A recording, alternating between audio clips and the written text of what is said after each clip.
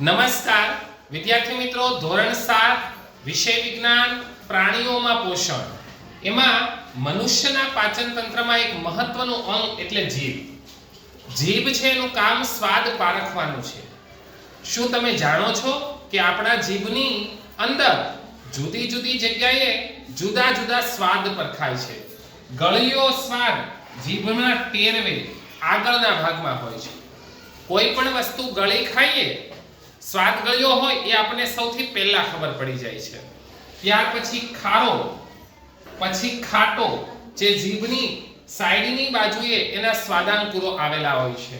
જ્યારે કડવો છે એ સ્વાદ પારખવા માટેના સ્વાદાંકુરો જીભમાં પાછળના ભાગે આવેલા હોય છે. તો આ વસ્તુ આપણે પ્રયોગ દ્વારા સમજી શકીએ તો તમને વધુ ખ્યાલ આવશે કે જુદા જુદા સ્વાદ જીભમાં ક્યાં પરખાય છે. તો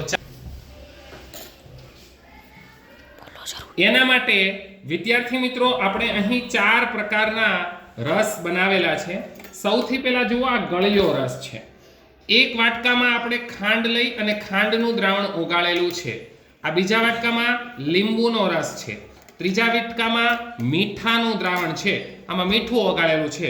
અને ચોથા વાટકાની અંદર કડવા લીમડાનો રસ બનાવેલો છે. તો હવે આપણે ગળ્યો, ખાટો, ખારો અને કડવો રસ પારખવા માટેની પ્રવૃત્તિ કરી. આમ ઝૂમ. ચલો વિદ્યાર્થી મિત્રો, હવે આપણે સ્વાદ પારખવા માટે વિદ્યાર્થીની પાસે પરખ કરીએ. સૌથી પહેલા ગળ્યો લઈએ છીએ, જે જીભના ટેરવામાં હોય છે. ગળ્યો લાગ્યો? હા, કારણ કે જીભના ટેરવામાં હોય છે. ત્યાર પછી ખાટો, તો આગળના ભાગમાં ખાટો લાગશે નહીં. ખાટો લાગે છે નહીં. આ છે ખારો. લાગે છે?